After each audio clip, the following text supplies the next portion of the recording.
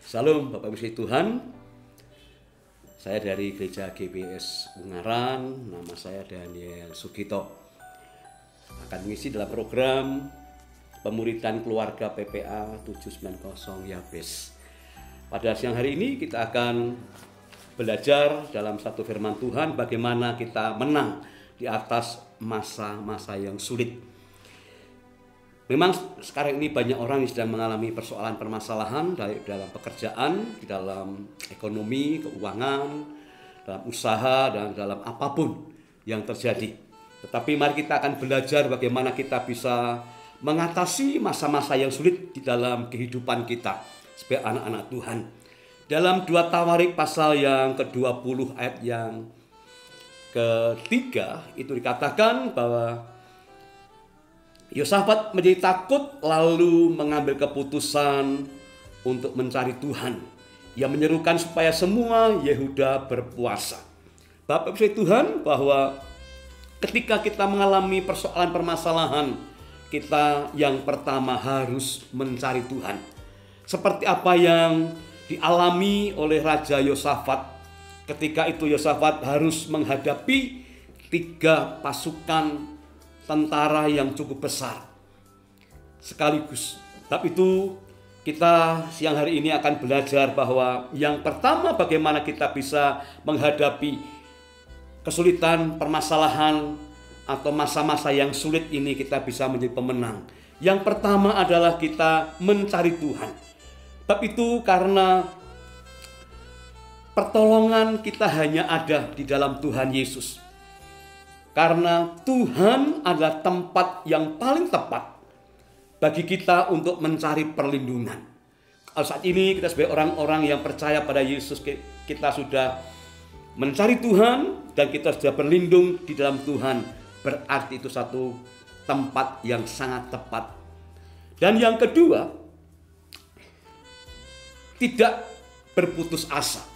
Di dalam 2 Tawarik 29 dikatakan bahwa bila sesuatu malapetaka menimpa kami, yakni pedang, penghukuman, penyakit, sampar, atau kelaparan, kami akan berdiri di muka rumah ini, di hadapanmu karena namamu tinggal di dalam rumah ini, dan kami akan berseru kepadamu di dalam kesakan kami, sampai engkau mendengar dan menyelamatkan kami. Saya kasih Tuhan bahwa kehidupan kita, kalau kita mau menang di dalam menghadapi masa-masa yang sulit, yang kedua kita harus tidak berputus asa. Seperti yang dialami oleh Raja Yosafat. Dia tidak berputus asa dan dia terus mencari Tuhan. Dan dia selalu mengatakan bahwa kehidupan ini tidak boleh berputus asa. Harus terus berjuang dan terus berjuang. Supaya apa Bapak Ibu? Supaya kita tetap mampu dan kuat. Di dalam kita tetap menunggu di dalam waktu Tuhan, kita harus membangun iman, percaya kita lebih hari lebih kuat di dalam Tuhan Yesus.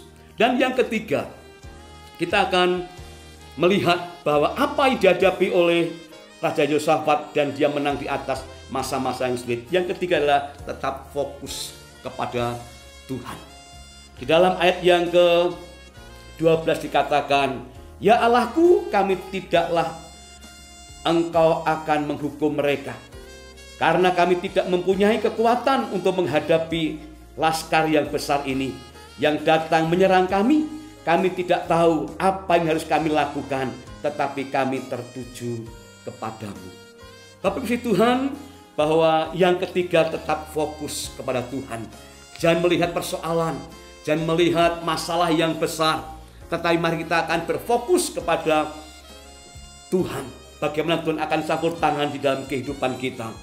Kalau Raja Yosafat menghadapi 3 pasukan laskar yang besar, dia tidak melihat pasukan yang besar, tetapi Raja Yosafat melihat bagaimana Tuhan akan berkarya.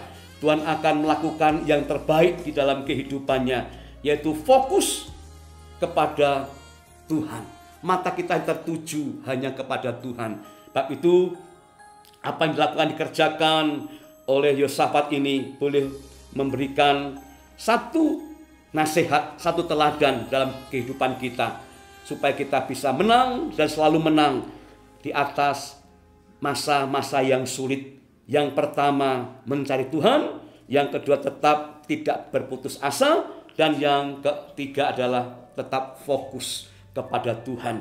Apa yang kita lakukan, mata kita tetap tertuju kepada Tuhan.